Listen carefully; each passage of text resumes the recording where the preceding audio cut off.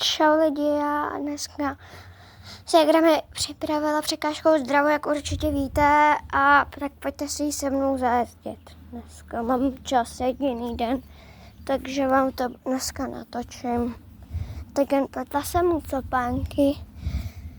Mimochodem, jo, tak mi vypadá ta překážková dráha.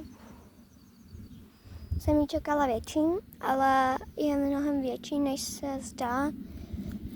A ještě jakoby, protože ještě není dopřipravená, teda je připravená už úplně, ale protože to budou nějaký 2 kolečka, sice mi to ségra popisovala, ale ona odešla někam, protože něco potřebuje udělat, ale to je jedno.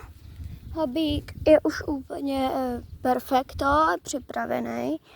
Kdyby něco, tak já vám v dalším díle ukážu, jak jsem pletla tyhle copánky.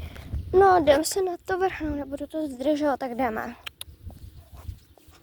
Prostě jdem jenom v kroku, možná na klusu. Hop, hop. Tak. Tady takhle překážka, hop. Tak to je úplně blbý. Tak, teď půjdeme takhle oblouk a jdem do toho, tam budeme couvat. Něco slyší, ale tady jsem to nedodyp. No, tak to dělám. Tak. Máme to udělaný, ale já se potřebuji koně vzít na druhou ruku. Mám to zkusit nějak natočit levačkou. Hlava dolů. Tak. Já se vás tady někde opřu asi na ty víc zvednutější.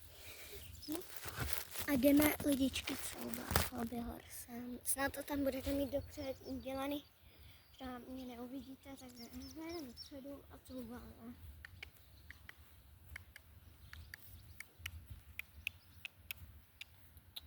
Tak, máme docouváno. Tak a pojďte dál se mnou. Takže si vás znova jenom vezmu na levačku. Pak budu muset ještě stříhat video. Plus teď, no možná stihnu i teď, překročíme překážku. Tak a pojedeme znova tuhle překážku. Jste asi mohli vidět, teď to možná, já jsem se nejde zůstala, možná se nacválám, ale to ještě nevím. Jdu furt nový tady, jsou doma.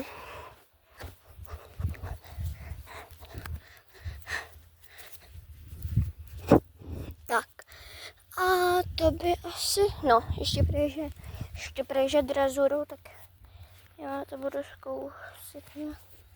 No, možná, no, pojďte, takhle já to natáčím takhle divně.